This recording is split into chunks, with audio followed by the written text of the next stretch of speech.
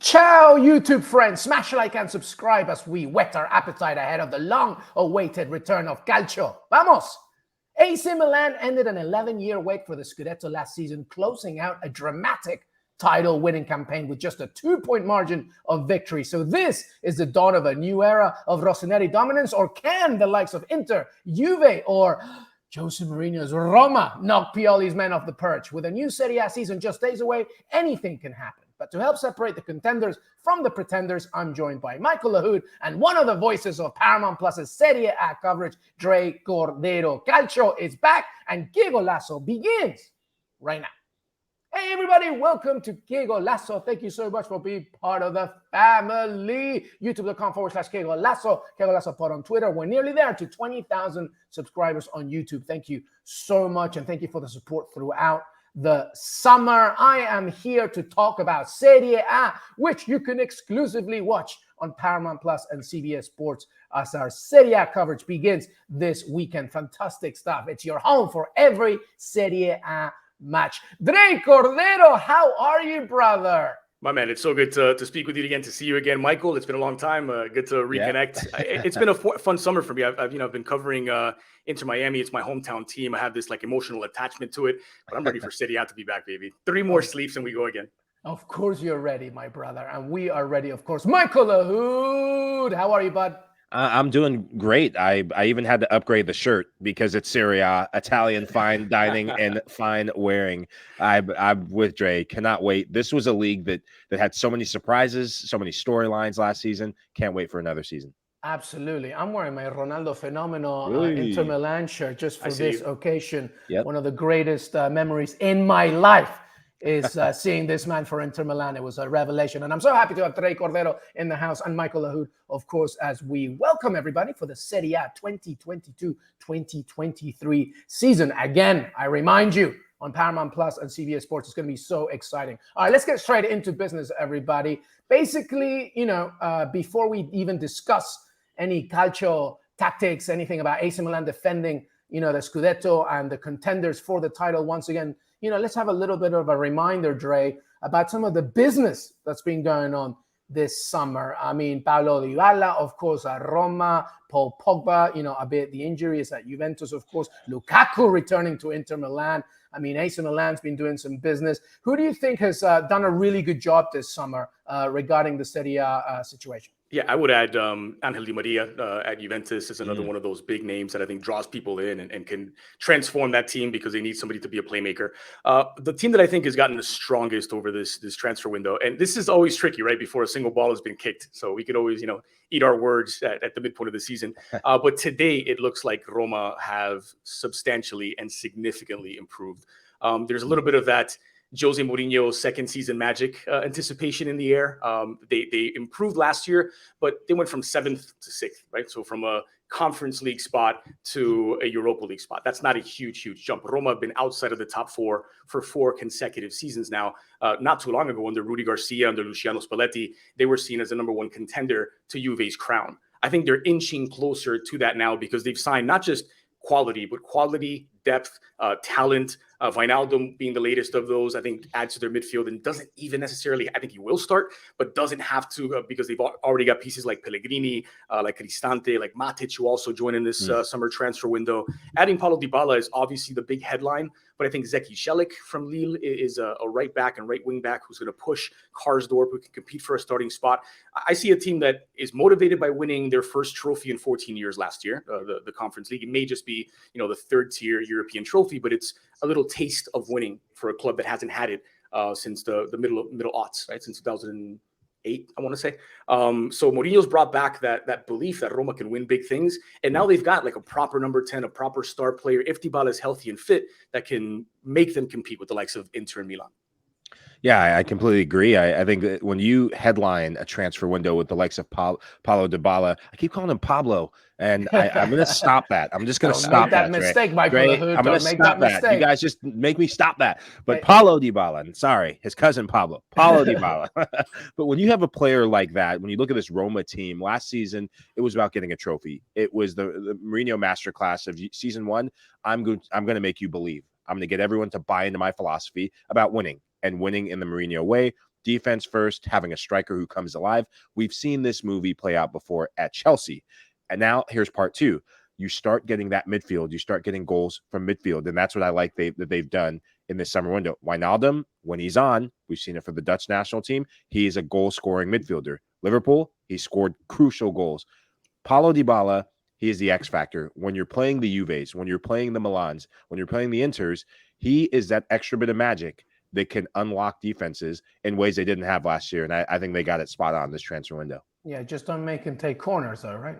So I'm not trying to troll anybody right now, but that was a bit of a mistake. Well, there was some exits as well. Under Valtut and Pau Lopez, they all went to Marseille as well. Mkhitaryan, of course, became the permanent side there to Inter Milan. Carles Perez, but yes, Roma looking very good. Dre, if I was to push you again and ask you about a team that perhaps, and you make a good point, we're really talking about it from a paper standpoint. Who knows what could happen eventually on the pitch, but who was not really doing a good job this summer? Who looks pretty weak entering this match day one? Yeah, I'm going to define weak as the team I have the most questions about, right? Because again, a lot of players are coming in from leagues that I don't cover. In some cases, it's players who I haven't seen play before. So it could be an upgrade and we just don't know about it. But Fiorentina are a team that just have a ton of question marks. Yes, they lost Vlahovic at the midpoint last season during the January transfer window. Tried a couple of pieces to replace him. Piatek, who's now gone, his loan spell ended. But I think there's so many new potential starters for that team, right? Starting with the goalkeeper, they've picked up Golini. Dodo's a new left back for them. They've lost Odriozola. They've lost Piatek, who I mentioned. Lucas Torreira was excellent for them. Rocco Comiso, the owner of Fiorentina, had reached an agreement with Arsenal to buy Torreira at the end of the season, and then came back and tried to renegotiate, to go away from the original agreement, despite Torreira being a productive player for them, somebody who really set the tempo. He's gone. I think that's a big miss for them. I think it's in Turkish Super League right now, if I'm not mistaken, like Galatasaray, perhaps. Ospina, she's not Ospina, the changing goalkeeper with Golini, new left back in Dodo, Mandragora enters the midfield. Jovic is a player they're gambling on. They've already tried two other options to try and fill the goals that Vlahovic gave them. That's a really tough ask for anybody. And Jovic has had a couple of disappointments outside of the Bundesliga. So I would say the team that is failed to get stronger on paper for the start of the season is Fiorentina. I've got them on the European bubble, like just outside, looking to break into that Conference League spot. I'm going to go way south into southern Italy, Napoli. Holy moly. This team, it's like overnight, they became a team that finished third to a team where are you going to get your goals from? And they have Victor Osimhen. This guy is a star in the making, if not already an established star, and he'll only get better. He has all the tools to be successful in Serie A. But Victor Osimhen needs supply. Who's going to get him the ball? Are you just going to punt it from the goal? Oh, yeah, the goalkeeper's not even there. Espina, gone. Insigne, gone. Bernardeschi's Juve. No, yeah, just to recap everybody, but Kalidou Koulibaly left Koulibaly, Lorenzo Insigne went to Toronto, of course, Milic and to Marseille. Tino, and to your point, David Ospina. So, yeah, absolutely, Napoli is one. They did bring some people in, though, Michael. Would you, Min-Jae Kim, the center back, the guy whose name, Dre Cordero, God bless you when you say his name, Kavicha Kvaratskhelia. Just Kvara. Just Kvara. He made it easy for all of us. He told us the proper pronunciation and then says, I go by Kvara. It's all right. God bless him, then. You owe him a few drinks when you see him in Italy. Yeah. Go ahead, Mike. I think, look, it's good onus that knowing you're going to lose the caliber of players that they lost, that you have replacements, but it's not a one-for-one exchange with some of these players. These are some of the best players in Serie A in their positions for their national teams. These are players who won African Cup of Nations and captained their teams. And I don't want to interrupt you again, but Des Norris, I apologize to Napoli fans. Yes, Dries Mertens, of course, being the number one exit as well, Mike. A massive loss. But it's also about sort of, Napoli leadership. Napoli experience that's leaving the pitch. That's a major thing, Dre Cordero, don't you think? Because Napoli is a team that's renowned, ever since obviously the Maradona days for, grit and leadership and representing the city. Now you're going to kind of start all over again. The greatest thing that Napoli have going for them right now is that Luciano Spalletti is a tremendous manager, right? And he's been in these situations before, be it at Roma, be it at Inter. I think he's a guy who usually gets the most out of his team more than the sum of their parts, and throw in whatever other cliche you want on the back end of that. But Spalletti's a proper good manager who I think can sort of galvanize this team. The con is a lot of talent left. And chief among that talent is Kalidou Koulibaly, who is, if not the best goalkeeper, center back in Serie A, certainly one or two over the course of the last 4 or 5 seasons, maybe his entire spell at Napoli. Say for his first season, it was the most bizarre thing. From season 1 to season 2 of Koulibaly, he went from being a mistake-prone center back to being an absolute lockdown defender, and he's like never relinquished that title since. So yeah, there's a lot of question marks. We don't know how good Kvara is when it comes to replacing Dries Mertens, who's the all-time top scorer for Napoli. Yes, he become something of a super sub, but he was still banging in goals at the end of last season. Lorenzo Insigne was scoring more from the penalty spot than anywhere else, but he also was a creator, who broke through lines with his dribbling, with his passes, who could drop deep to bring the ball forward. They might even lose Fabian Ruiz, right? There's some interest from Paris Saint-Germain, so it might not, the exodus might not be over for Napoli, and these aren't small pieces. These are key components to what make Napoli, as Mike was saying, a top 3 team and a contender for so many seasons. Yeah, it's going to be really intriguing to see how they contend with our next topic of point, which is AC Milan, because really this is about Rossoneri defending this Scudetto. Of course, Desnors, I believe you have some odds on screen for this new season, for the 2022-2023 season. Obviously, we knew how good they were last season and how well they did. Now they're in the Champions League as well, so that's an added, of course, piece of homework for Pioli and his men. But let's just think a little bit about some of the players that left already, Mike Lahoud. Frank Kessie is gone. Romagnoli is gone. Jens-Peter Haug is gone. Castillejo, Callara. But they did bring in Origi and Messias, Florenzi, the kid Charles De Ketelare, the attacking midfielder, for 32 million euros. I mean, so how do you assess AC Milan entering this new season? This is a Milan team that didn't light it up in terms of goal scoring in Serie A. So I think what led them to the title was the fact that you had contributions from midfield and contributions from the back. Look at their goal scoring leaders. Frank Kessie finally getting off the mark in terms of becoming a goal scoring midfielder. For years, it was, what is he, a defensive midfielder? Is he a box midfielder? And he really took responsibility and stepping up offensively.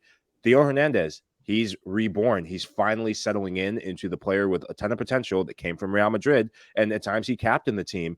And was it Tonali, Sandro Tonali, playing from midfield, scoring crucial goals late. When you replace Frank Kessie, who goes to Barcelona, don't know why, we'll get on that another pod, but goes to Barcelona, and you bring unregistered. Yeah. So he might just... Listen, I'm going to the opening game in Barcelona this weekend. He might be sitting next to me. I don't know. Like, we'll find out. Well, we got to get LME cam just in case we see him, Lewandowski, and the rest of the crew. I'm pretty scared of him, so I don't really want to sit right next to him. But what I like that they did in the transfer window is, if you're going to lose an established midfielder, a player who is on the rise in Serie A last season and on the world stage, you have to bring goals from midfield. And I think that is what made this AC Milan team just a bit unpredictable. And if you stop Rafael Leao, who had a standout season last season, I mean, he scored 11 goals. Like I said, it wasn't like this Milan team was dependent on one source of goals, but they had different sources from midfield and the back stepping up in big moments. Yeah, it's an interesting thing with Milan, because they are, I think, better, or at least on paper, than they were a year ago, without adding much in the way of new starters, right? So Frank Kessie was an undisputed starter on that team. He leaves. Charles De Ketelare comes in. He's expected to be an unquestioned starter on this team. They trade out a sort of box-to-box or central midfielder for a trequartista, number 10, which they really needed. I mean, Brahim Diaz at times was quite good, but was a little bit inconsistent. I think De Ketelare brings some enthusiasm to that team, sort of playmaker and goal scorer, somebody in the middle of the park that can create for the likes of Giroud and Ibrahimovic when he comes back. But I think the most significant thing that Milan did this transfer window, and it's not the sexiest thing, was re-signing Pablo Maldini. Paolo Maldini did such a tremendous job rebuilding this team. Incredible scouting network, bringing players in that they can then sell for value afterwards, but not in the sense that Atalanta does, where you maybe hope to get into the Champions League. To win a title while rebuilding the way that Maldini was able to is just spectacular. To end the more than a decade-long drought to do that. So shoring up Maldini, to me, meant it's a continuation of the process. They believe in the manager. Pioli last season was one of only 2 of the top 7 in Serie A that repeated as manager. There were 5 changes in the top 7 last year. This year, all of the top 7 are coming back. Well, they believed in the Pioli project. They've believed in the Maldini project. They've added to that now with a player like De Catalare. They've added, I think, a bit of depth, which was much needed at center forward because it was looking a little bit geriatric with the likes of Ibrahimovic and Olivier Giroud, as good as Giroud was, especially at home last season. Divock Origi adds that little element. We can see if this is where he finally breaks out as a starter and a volume goal scorer. There's some questions, but if he doesn't, at least that's still some depth that you can bring in and somebody who can change the pace of a game and be the super sub that he was, for example, for Liverpool. So while I don't think they're starting 11 is transformed necessarily, I do think they're stronger, deeper, and if it's not broke, don't fix it, right? They're the defending champions. Yes, Inter are stronger. Yes, Roma are stronger, but Milan, because of how good they were defensively, because of how well coached they were under Pioli, and because it's a continuation of an already solid championship-winning project, have everything they need to try and repeat as Serie A champions. When was the last time Milan had an out-and-out attacking midfielder and good things happen? Kaká, maybe? Good things happen with this AC Milan team and organization when they have a playmaker. You need to have a playmaker if you're going to compete in Serie A and Europe's bigger stage. I'm going to bring a stat to you. Milan, really good away from home last season. And I think that is the foundation of something good. To be a champion, to repeat as champions, you have to be, yes, home has to be a fortress, but you have to be able to play in some of the toughest places in Serie A. And Serie A, unlike a lot of other leagues, there are some really tough places where you can go and get beat any day of the week. 46 points, more points on the road than they got at home. And I think that's a fantastic stat for a team to defend their title. Yeah, well said. And I think it goes back to Dre's original point, which it really begins with Pioli as well, about, just how, you don't need to be this superstar squad to get things going. And Paolo Maldini, it's not the most important thing in the world, but he is AC Milan. I mean, he's just smooth and historically important and beautiful to look at. And AC Milan kind of need to be that as well, right? Dre, final point on AC Milan, go ahead. On Milan, I don't want to go through a whole Milan segment without mentioning last season's Serie A MVP Rafael Leao, who was just sensational on a team that didn't have a lot of sort of dependable goal scorers. Leao, especially down the final stretch of the season, Ballon d'Or potential kind of player. He was electric. He was absolutely electric, and he was one of those players where you just, whether you were a Milan fan or not, you were excited to watch that Rossoneri play because you knew Leao was going to do something special. He was going to take on 2-3 guys, slot them into the area, and so I just want to see where he takes the next step because he's still a young player. The expectations there now, the eyeballs are on him now. He's got the sort of individual and collective accolades. So what's the next step for Rafael Leao? As you mentioned, he's a guy who could have Ballon d'Or potential. Is this the year that he takes that next step? Yeah, it's going to be interesting as well because there's a World Cup as well, going around that in between that for the Portuguese start, but we will see what happens. All right, well, let's talk about the contenders to AC Milan, the rest of last season's top 4, of course. Let's begin with Inter Milan, and a certain Romelu Lukaku returns on loan from Chelsea. Didn't work out at Stamford Bridge. He's coming back. Joaquin Correa, by the way, as well, serving as a sort of second striker as well. Andre Onana, Aslani, and Mkhitaryan, of course, already confirming that free transfer. Dre, let's begin with you. Inter Milan, how important for both player and club is that Lukaku's coming back? It's huge. I mean, they were really good last year with Dzeko and Lautaro Martinez as that tandem. In fact, I think they probably got more in year one of Edin Dzeko than they expected to when he was coming over from Roma. Really good hold-up play. Was a really good balance to Lautaro's sort of fluidity and just buzzing around all over the park. They had that reference point in Edin Dzeko who can hold the ball up, who can knock it down for wide players. But Lukaku is a game changer. He's not sort of a guy that plugs into the system. He's a guy that wreaks havoc on the opposition system. And we've seen time and time again, Serie A defenders all over the world really just look exasperated trying to keep up with Romelu Lukaku. You're not supposed to be this big, this strong, this fast, and this technically gifted, right? Like you're supposed to have certain weaknesses to your game. And in Serie A, Lukaku seems to have none when it comes to the attack. He single-handedly tore up Serie A defenses before leaving for Chelsea. Yes, it didn't work out in the Premier League, but Serie A seems to suit him. The pace of the game seems to suit him here. He seems to be operating fast on everybody else. Center backs look like they're running in shallow water when they're chasing Lukaku down the pitch. So I think his return gives them, they were very close last year, right? It was 1-2 between Milan and Inter, and it went down to the final round of the season. Lukaku could very well be the guy that pushes them over the edge and returns the title to the other side of San Siro. But the question I have, though, is Perisic was a huge deal for them. Yeah. And yes, they do have somebody to replace him in Robin Gosens. Gosens was terrific at Atalanta. He was just coming back from injury last year, so we don't grade him, too harshly. He didn't really play that much. Did get some appearances down the final stretch, but Perisic was like top 3 in goals, chances created. Fabrizio Romano calls him one of the players of the season last year. 100%. On both sides of the ball, like when it came to pressures, when it came to recovery, when it came to build-up. So that is a big player to replace. Gosens is capable and can do it, but the guy who left did do it. And so there are, that's the one question I have. Arturo Vidal's absence they can deal with. He was not a super sub, but a substitute last year. Yeah. Same with Matias Vecino. Alexis Sanchez looks to be on his way out. He was actually electric, Alexis Sanchez, last year. Yeah, he's a new player at Marseille. He scored the Super Copa winning goal, if I'm not mistaken, to beat Milan in like the 122nd minute or something like that. Yeah. So there are some sort of depth guys that have moved on from Inter. But they're still starting 11 might be the strongest starting 11 in Serie A. Well coached by Inzaghi, who in year 1 made them every bit as competitive, maybe even a better attacking team than they were previously before his arrival. Lukaku is a big difference maker. Onana could maybe push Handanovic for that starting spot, create a little bit of competition. I think Handanovic is still a solid goalkeeper who probably, anytime he makes a mistake, you get the knives out and people start pointing the finger. But he's been so good for so long that I tend to give him the benefit of the doubt. So Inter in the conversation. Lukaku makes them significantly better, but there are some questions in the wide areas if they can't hold on to Dumfries, if Gosens doesn't turn out to be the heir apparent to Perisic. Yeah, when I start with Lukaku, I agree with everything you said, Dre. And when you look at Romelu Lukaku thrives under a manager who gives him belief. And Inzaghi's played or coached a prolific goal scorer before he got to Milan or Inter in Immobile. So that should bode well for Lukaku and Inter Milan, where can Inzaghi still become the striker whisperer? Because they're going to need it. With Edin Dzeko, although he started the season in electric form, and it was Edin Dzeko that was carrying this Inter Milan team, not Martinez. Martinez got going in the second half of the season and could not stop scoring. But prior to that, he literally could stand at the edge of the Atlantic Ocean and couldn't score. And so, and that's just a striker's world. What I saw with Edin Dzeko, yes, although he was getting minutes here and there, I don't think he scored he scored 1 goal in his last 13 appearances in Serie A.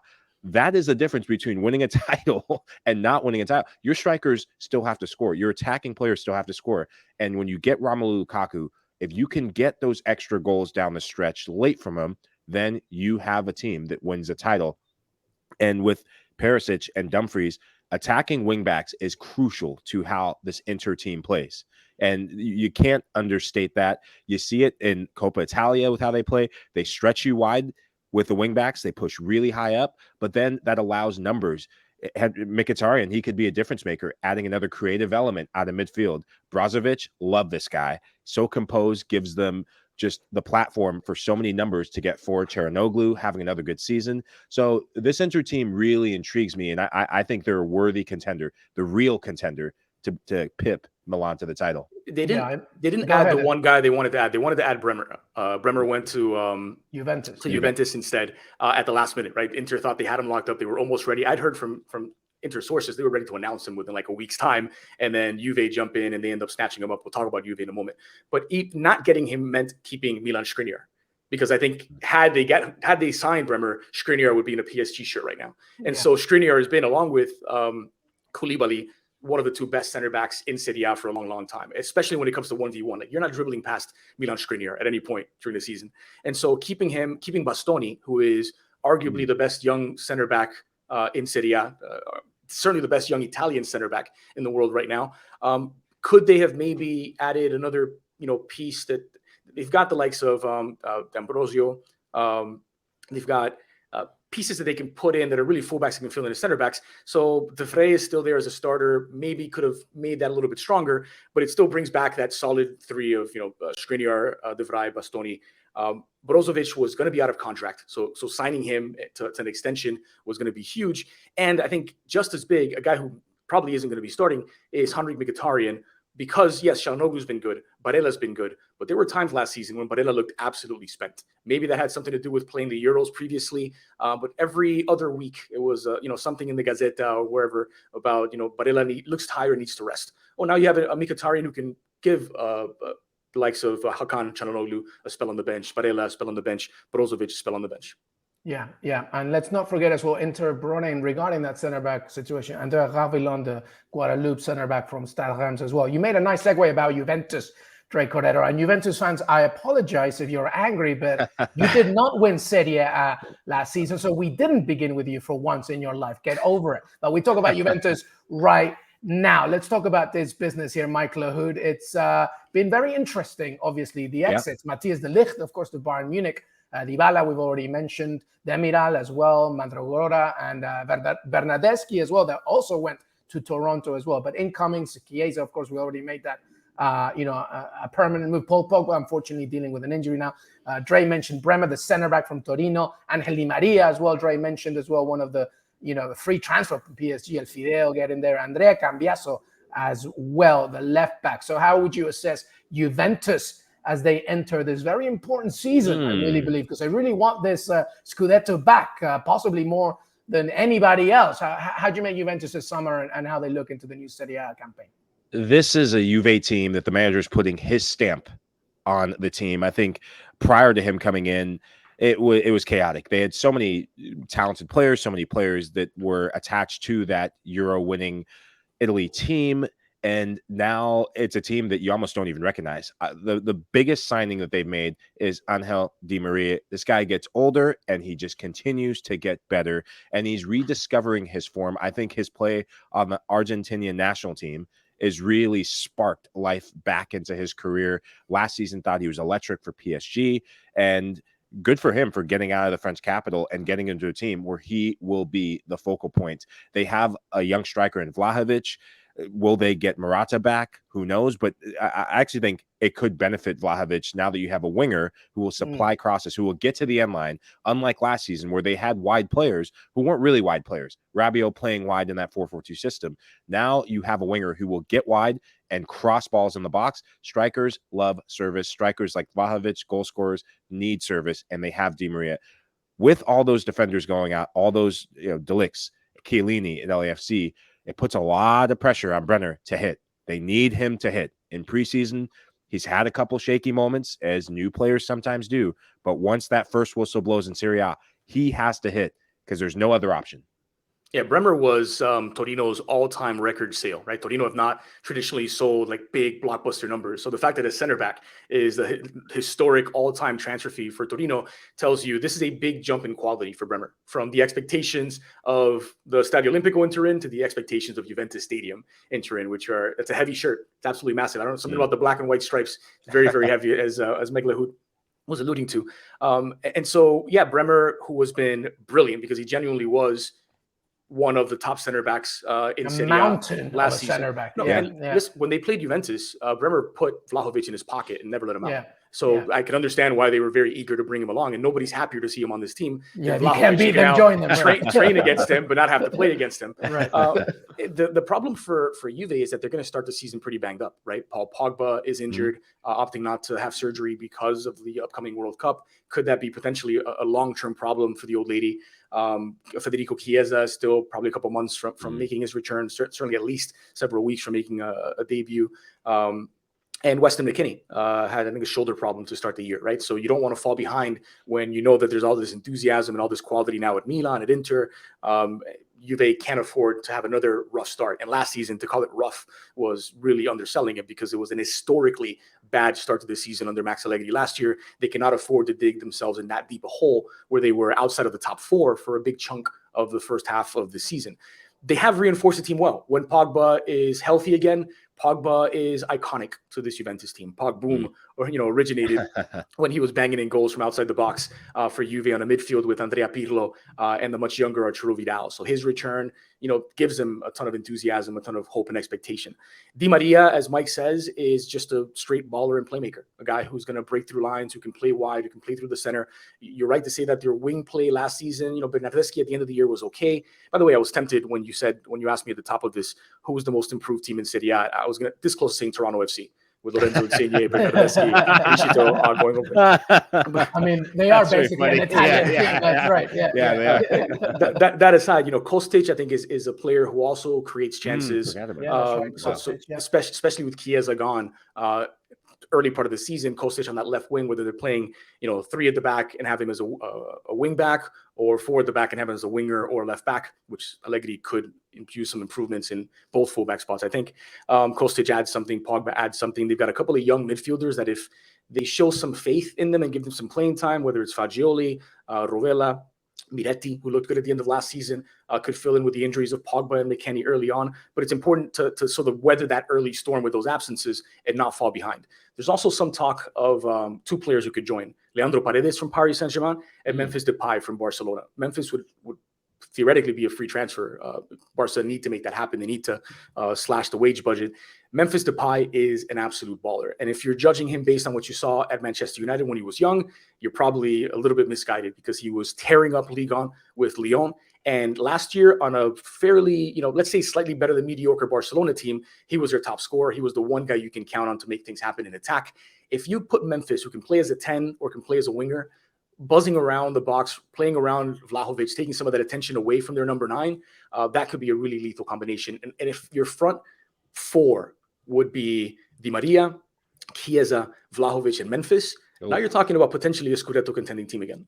Yeah, absolutely. I mean, and I don't ever want anybody to discount Memphis's work with the Dutch national team, which is really where you see everything. But absolutely, Dre, that's a really tasty forward line for Juventus. But time will tell if it will happen. Fantastic stuff, everybody. We're going to take a break. When we come back, much more to discuss, including, some other teams of interest, of course. Jose Mourinho's Roma we mentioned, but maybe Lazio has something to say here. The promoted 3, by the way, because Berlusconi is back to Serie A. And then we'll do our predictions, and that will be it. Our Serie A 2022-2023 preview with Dre Cordero, Michael Lahoud, LME. We'll be right back.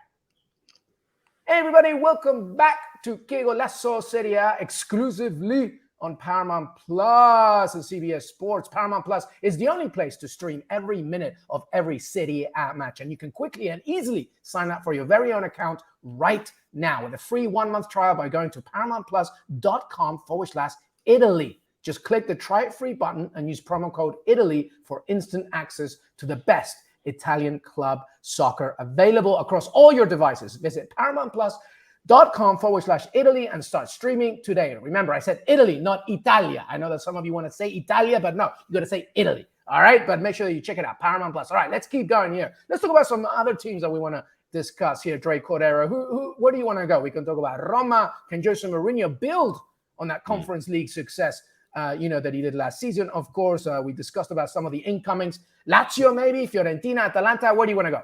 We could do a whole hour, I think, on just Roma, and what they've done this season. Just Jose Mourinho. Just to add to your little promo, by the way, Paramount Plus, you can watch the Beavis and Butthead movie. You can watch Paw Patrol, and you can watch the Italian Serie A. Honestly, hey, what more do you need? Dre, how dare you not mention Keenan and Kel, by the way?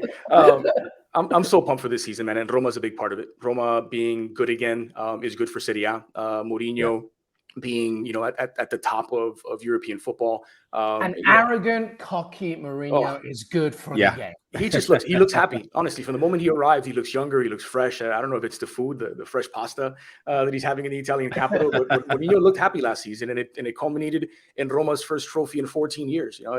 Again, it is just a Conference League, but it's something to build on for year 2. And in year 2, I think fans can rightfully expect silverware. Mourinho's got talent on this team now. Paulo Dybala, you saw the reception that Dybala got in the Italian capital. You saw the reception that Wijnaldum got in the Italian capital. Like this is the most buzz this team has had since a less than 40-year-old Francesco Totti was out there wearing the number 10.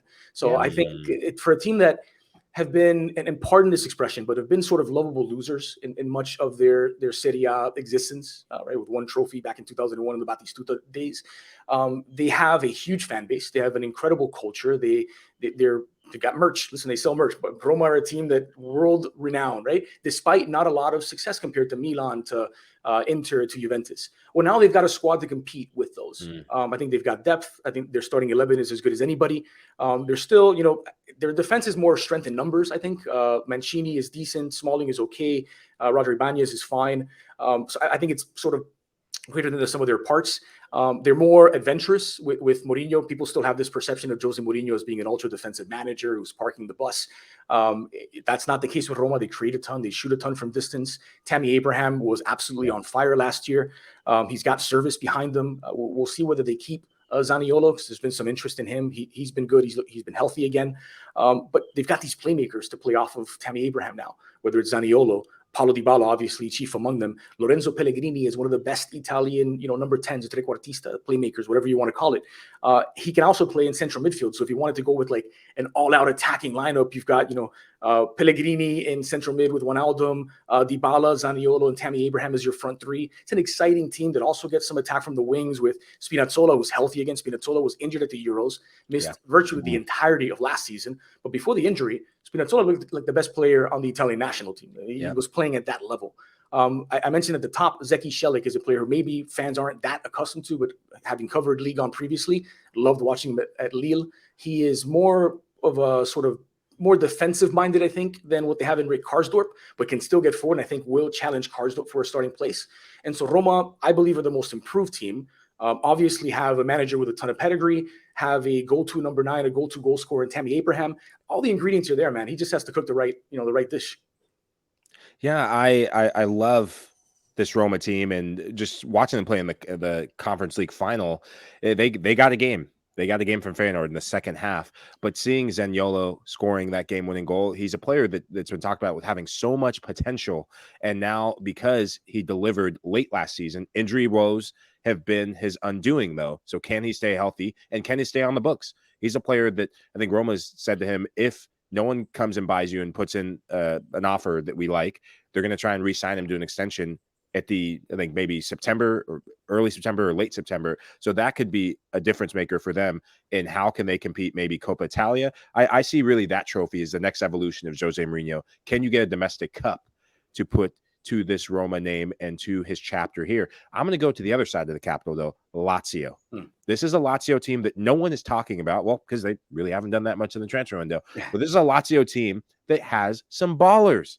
Milinkovic-Savic, please, if you're watching the show, I know you're watching, so I'm going to talk directly to you and your agent. Come to United, please. Let's just get that out of the way. All right, Ten Hag, I'm doing your job for you. He wants to develop his career, Michael. Oh, man, we'll pay you in whatever you want. That's all we say. Frankie, I don't think money's the issue anymore with Man United.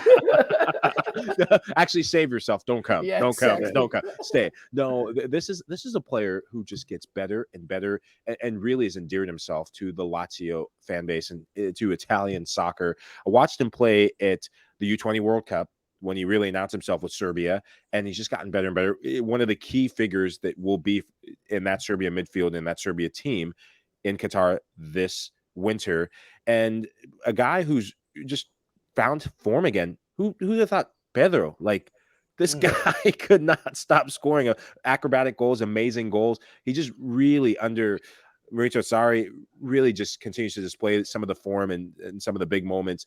But Ciro Immobile, this is a guy who's a proven goal scorer in Serie A. When I look at Lazio, though, outside of Milinkovic-Savic, their leading assist getter last season, also double digits in goals. Pedro, I think, had 9 goals. Immobile, this guy, I mean, just almost 20 goals per season the last 5 seasons.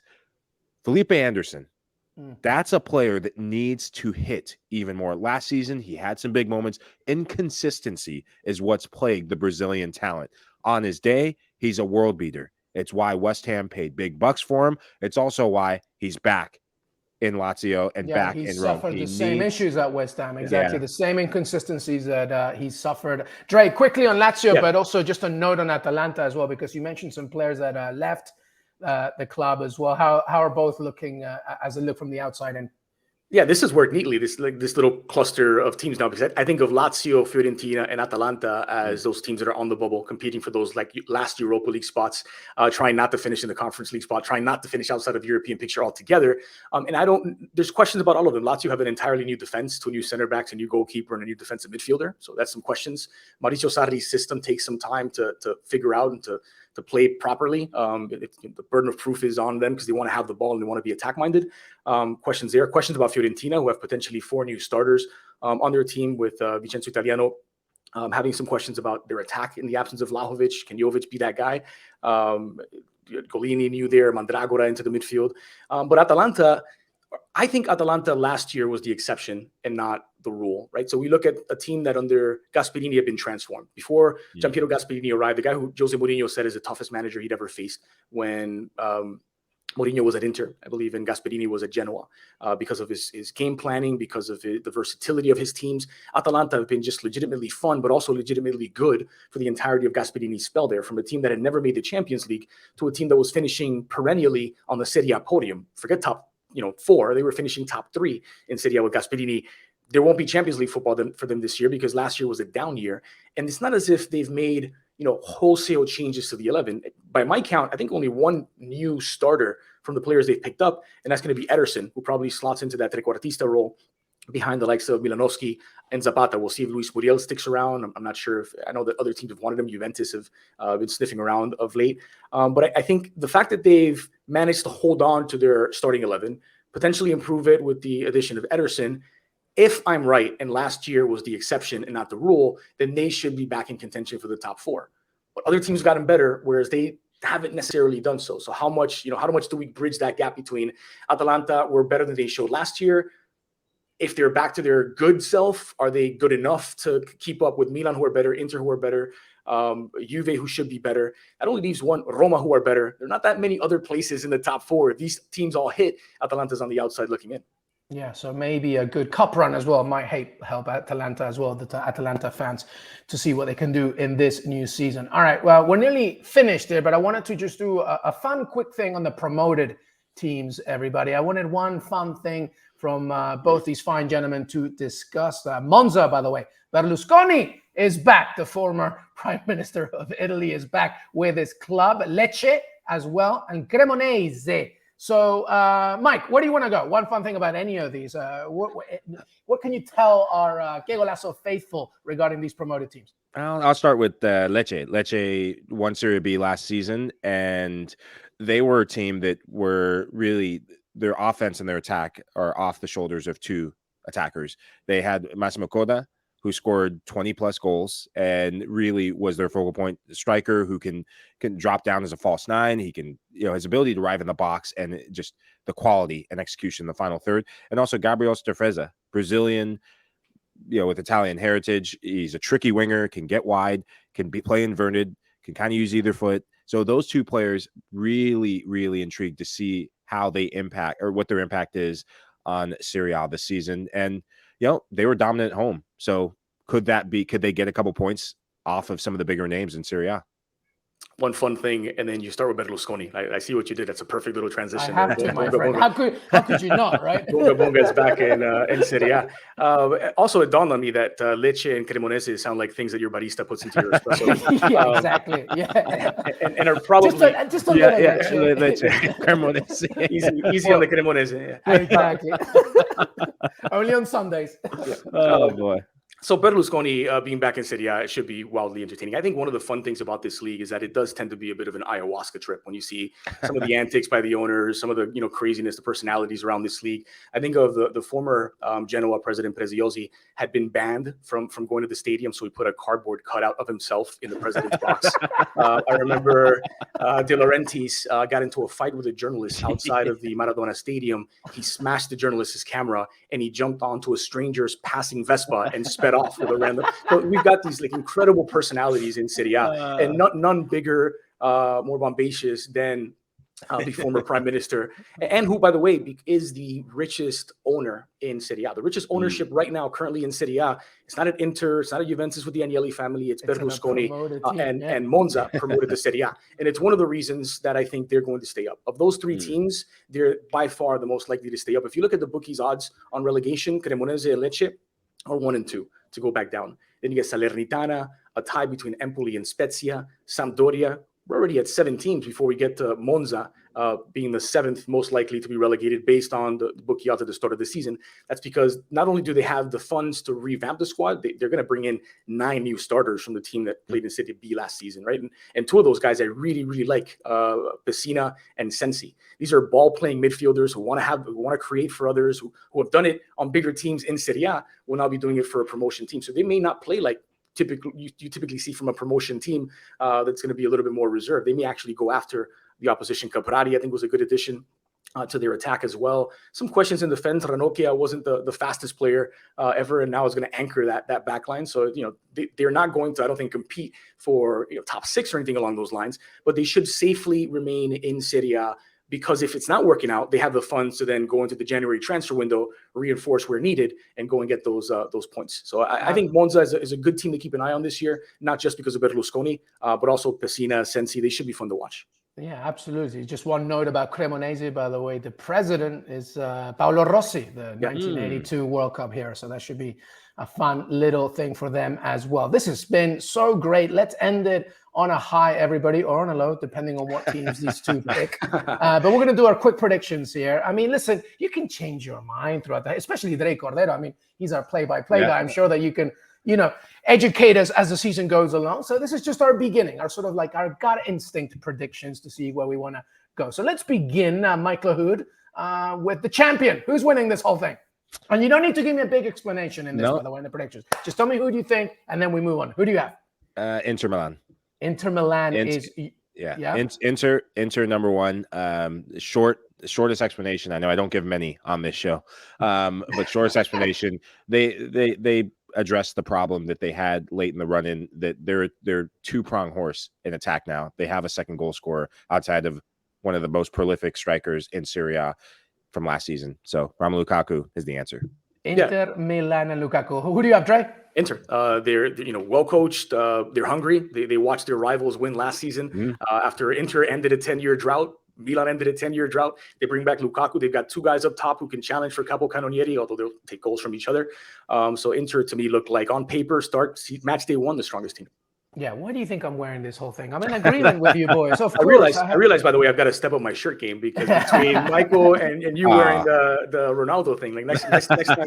Nah, my friend, you look good as always. All right, we have the champions. We have all predicted Inter Milan. All right, top 4 though. After Inter Milan, who are those other remaining 3 spots? Dre, let's begin with you. Who's your top 4? Inter's number 1. What's 2, 3, and 4? I'm afraid we're gonna be in agreement again, but I'm going Inter, Milan, Roma, and Juve, and I'm putting it in that order. I see Roma leapfrogging Juventus and Napoli and others into the podium. Wow, Mike. I'm just Inter. Yep. Roma. Yep. Juve. Yep. And Milan. Wow. I think Milan gets 4th. Just lots to still be seen from this Milan team. I think there's a lot of love for Jose Mourinho, though. Put your money on Napoli, I think, right now is what I'm saying. I know. I love it for Napoli. That's right. Right. I'm in agreement, but I think mine switches a little bit. I do have Inter Milan, obviously, as we mentioned. I think that Juventus is going to come, and also depending on what the incomings come before the end of the transfer window, that could be impactful. I have Roma 3rd and AC Milan 4th. I think we're all in agreement. Napoli's going to really suffer through all those exits as well. Let's talk about, this is an interesting one. We've talked about, of course, Immobile, Lukaku returning, of course, Dusan Vlahovic. What can he do in his first full season for Juventus? Victor Osimhen back to being healthy. Who do you have as your golden boot winner, Mike Lahoud? Who do you have? Lautaro Martinez. I love this guy. You see the quality he brings for Argentina, and he's an assassin in the final third. And before it was, is he going to be a playmaker? This is his team. Lukaku's come along for the ride. Before it was Lukaku's team, Conte established that, but this is Martinez's team. And Romelu, come on, bud. We're going to have a fun season. That's what he's going to say. All right. You have Lautaro Martinez, who, by the way, has Argentinian responsibility at the end of November as well. Dre, who's your golden boot winner? Yeah, I think Lautaro and Lukaku are going to score, just bags of goals over the course of the season. But when it comes to who's going to win the capocannonieri, they're probably going to take some goals from each other and kind of level things out a little bit. So I look at Vlahovic as the guy who's most likely to challenge Immobile's crown, because let's not be disrespectful to Ciro Immobile. He may not be performing for the Italian national team. Italians may not love him because of that, but he is one title after title when it comes to most goals in Serie A, and there's no World Cup for Italy, Drake Cordero, right, too, so he'll be able to rest as well. You have to remind the Italians. I'm sorry. Hey, I'm Peruvian, so I'm not trolling anybody. Listen, we're like this right now, so don't worry about that. I wasn't going to say it. I'm glad you did.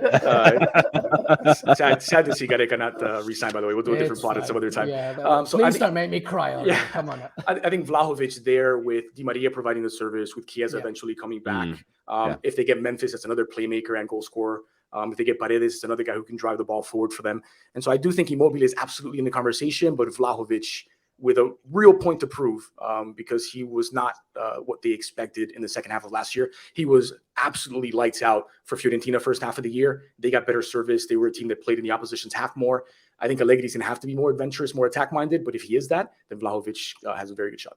Yeah, I'm in full agreement with this. I think Dusan Vlahovic has a chip on his shoulder. I think he wants to come to this full season with Juventus, wanting to show that he is that goal scorer that everybody remembered him at Fiorentina. I think both your points regarding El Fideo, giving more assists, etc. And I think that, a full campaign, a full preseason under Allegri is going to help him. And I think the World Cup will have a lot to say about this. I think that, it's going to be some tired legs all over the place. And even I want to say Tammy Abraham, but I feel that it might just not be enough. I think Dusan Vlahovic also gets the golden boot, not for me. All right, here's a fun one because it's Serie A, it's Italy. It has to happen. Berlusconi's back as well. So, we're going to have extra madness. Who is the first manager who's going to get fired, Drake Cordero? Who do you think? It's Cremonese's Massimiliano Alvini, who it's a weird thing with Cremonese because they get promoted under Fabio Pecchia, and Pecchia dips. He's like, no Serie A for me, thank you. And he just takes off. They couldn't reach an agreement. And that, to me, signals a team that is the most likely to be relegated in Serie A. Managerial change, so it's the start of a new project. Previous manager wanted nothing to do with your Serie A exploits. I don't know that their reinforcements have a ton of sort of top flight quality. And so it's not, really an indictment on Alvini. He's just in a very difficult situation where if they're looking like as they should, a likely relegation contender at around the midpoint of the season, he doesn't make it to Christmas. I'm going to go Monza. Giovanni Stoppa. When you have the former prime minister of Italy, when you have a guy who he's back in Serie A and he's going to want to stick it to his former club, AC Milan, and really stick it to everyone across the Italian peninsula, you know that there's going to be a bit of a circus. And when you start spending money, when there's say as teams coming up, experience, things go wrong. There's always a period where it gets a little tough and there's a bit of uncertainty, and he starts taking more of a presence in transfer dealings and whatnot. As a manager, it becomes a headache, and he's no stranger to pulling the trigger and saying, nah, ciao. So I'm going to pick Stoppa for Monza. All right. Well, there was a little bit of a conversation in this preview amongst three of us regarding Fiorentina and how they might struggle. And I got to say, I'm not completely convinced on how Vincenzo Italiano is going to do. He did some good things with Spezia, but I think this is a different type of responsibility with this historic club who has already lost a key star already last season. If they don't start well and things get going worse after that, I think he could be the first one to go. All right, let's go to the next one. By the way, the last one, well, the relegation battle. What do you have? Who's getting relegated? And we can be free with this. We can talk between, that 17th and 18th place. Michael, who do you have being relegated? I'm going to just keep it simple. All three teams that got promoted. That's what it seems like in Serie A. So you're always a safe bet. So I'm just going to keep it simple with that. So you come up, you go straight down. Hey, look, the Serie B, it's the elevator pitch. You come up in the elevator, and it's, hey, there's champagne waiting for you. And everyone else in Serie A, outside of Salernitana, good for them. They were the Hollywooders last season, have knives behind their back, ready to send you back down. So I expect all three to go right back down. Mike hangs out with way cooler people than I do. I've never gotten champagne on the elevator on the way up. I've been asked to push the buttons. I've got two of the newcomers going back down, Cremonese and Lecce. Just as the bookies do. But then for me, Salernitana last season were such a good story because they looked, I think we would have said, lock to go down at the start of the season, at the midpoint of the season. Salernitana were relegated, and they pulled off the most incredible escape down the final stretch. Just genuinely impressive against tough competition, and they stayed up. I don't see them doing that again. And so I'm going Cremonese, Lecce, and Salernitana back to Serie B.